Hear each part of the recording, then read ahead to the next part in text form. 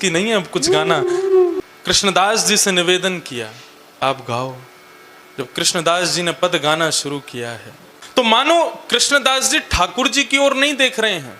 बहुत ध्यान से सुनिएगा, इस संपूर्ण पद का अर्थ अद्भुत है। कृष्णदास जी ठाकुर जी की ओर नहीं देख रहे थे, उस वैश्या के मुखमंडल को देख करके उसको पढ़ रहे थे कि इसके मन में क्या चल रहा है, और तब गा रहे थे। ललित त्रिभंगी चाल पे चल के चिबुक चारु गढ़ी ठट ठट क्यों। कृष्णदास जी उसके मुख पर पढ़ रहे हैं, वो वैश्या कहना चाह रही है इसके ये जो सामने तुम्हारे सेठ जी खड़े हैं ना, इनकी जो ललित त्रिभंगी स्वरूप है। ये ललित त्रिभंगी शब्द का अर्थ क्या होता है? त्रिभंग, त्रिभंग माने तीन जगह से टेढ़े, सिर भी टेढ़ा, कमर भी टेढ़ी, पाम भी टेढ़े, सब टेढ़े ही टेढ़े हैं।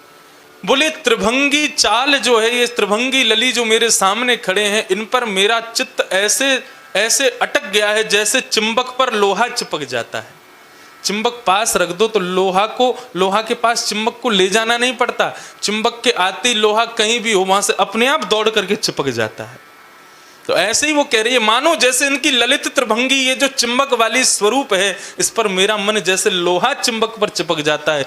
चिबुक चारु गढ़ी ठट क्यों, चिपक गया है। सजल श्याम घन वरण लीन है, फिर चित अनत न भटक्यो। नाचते नाचते कृष्णदास जी ने इशारा किया, बोले बस हो गया, अब चलो वापिस तुमको आगरा छोड़े आए, जहां तुम नाचती थी वहीं छोड़े आए। तब उसके मुखमंडल कहता है, सजल श्याम घन वरण लीन है, इन्होंने जिसका वरण कर लिया है, फिर चित अनत न भटक्यो, अब मेरा कहीं और जाने का मन है ही नहीं। कृष्णदास जी बोले तो फिर यहीं रहोगी, क्या करोगी? अब क्या मन है? बोले यहां रहने का भी मन नहीं है। तो फिर तुम्हारा मन क्या है? उसके नेत्र लाल पड़ जाते हैं, रोने लग जाती है, हाथ पांव कंपन करने लगते हैं। कृष्णदास जी से मानो इशारे में कहती है कि मैं इस शरीर से इनकी सेवा नहीं कर सकती। इस शरीर को ना जाने कितने लोगों ने उपभोग करके अब दूषित कर दिया है, झूठा कर दिया है, और झूठी वस्तु ठाकुर जी की सेवा में नहीं जा सकती।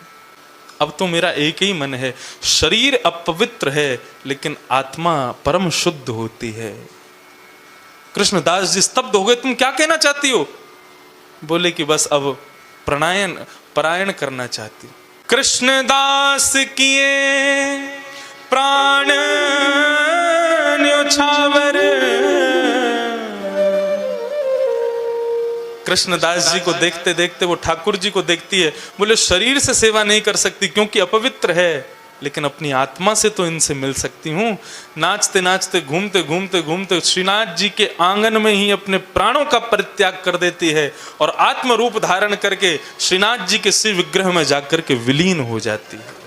कृष्णदास किए प्राण न्योछावर, यह तन, जिस तन को इस संसार के लोगों ने इतना प्रेम किया, ये अब ठाकुर जी की सेवा के योग्य नहीं है। यह तन जग सिर पटक्यो, मेरो मन गिरधर छवि पे अटक्यो। सब देखते रह गए और वैश्या का शरीर वहीं शांत हो गया और ठाकुर जी में जाकर के विलीन हो गए। अपने जिस रूप जिस कंठ जिस नृत्य की विद्या को आज तक संसार को देती रही, कभी संतुष्ट नहीं हुई वो वैश्या।